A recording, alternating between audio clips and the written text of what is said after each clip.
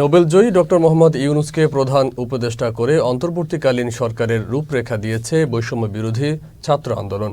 মঙ্গলবার ভোররাতে এক ভিডিওতে এই রূপরেখার ঘোষণা দেন বৈষম্য বিরোধী ছাত্র আন্দোলনের অন্যতম সমন্বয়ক নাহিদ ইসলাম। বলেন, অন্তর্বর্তীকালীন সরকার গঠন না হওয়া পর্যন্ত আন্দোলন চলবে। বিস্তারিত শেখ সুলাইমান কবিরের প্রতিবেদনে।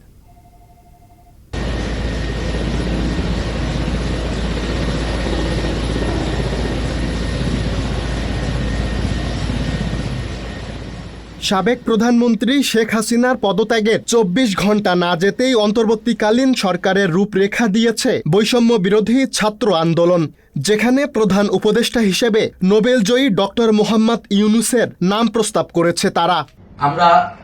আমরা সিদ্ধান্ত নিয়েছি যে সর্বজন গ্রহণযোগ্য আন্তর্জাতিক খ্যাতিসম্পন্ন নোবেল পুরস্কার বিজয়ী ডক্টর মোহাম্মদ ইউনূসকে প্রধান উপদেষ্টা করে অন্তর্বর্তীকালীন সরকার গঠন করা হবে। মঙ্গলবার ভোর রাতে ছাত্র আন্দোলনের অন্যতম সমন্বয়ক নাহিদ ইসলাম জানান, ডক্টর মোহাম্মদ ইউনূসের সঙ্গে কথা হয়েছে তাদের। ছাত্র জনতার আহ্বানে সাড়া দিয়ে বর্তমান পরিস্থিতিতে দেশের হাল ধরতে সম্মত হয়েছেন তিনি। ডক্টর মোহাম্মদ ইউনূসের সাথেও আমাদের কথা হয়েছে।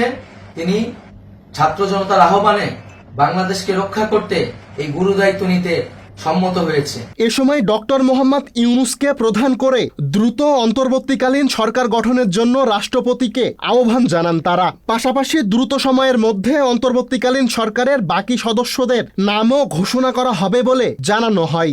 এই অন্তর্বর্তীকালীন সরকারের বাকি সদস্যদের নামও আমরা সকালের মধ্যে ঘোষণা করব। দেশব্যাপী তীব্র আন্দোলনের মুখে সোমবার প্রধানমন্ত্রীর পদ থেকে পদত্যাগ করেন শেখ হাসিনা। এরপরই শুরু হয় দেশ পরিচালনার জন্য অন্তর্বর্তীকালীন সরকার গঠনের প্রক্রিয়া। আগামীকাল সকাল থেকে সকলকে আহ্বান জানাচ্ছি রাজপথে থাকার জন্য।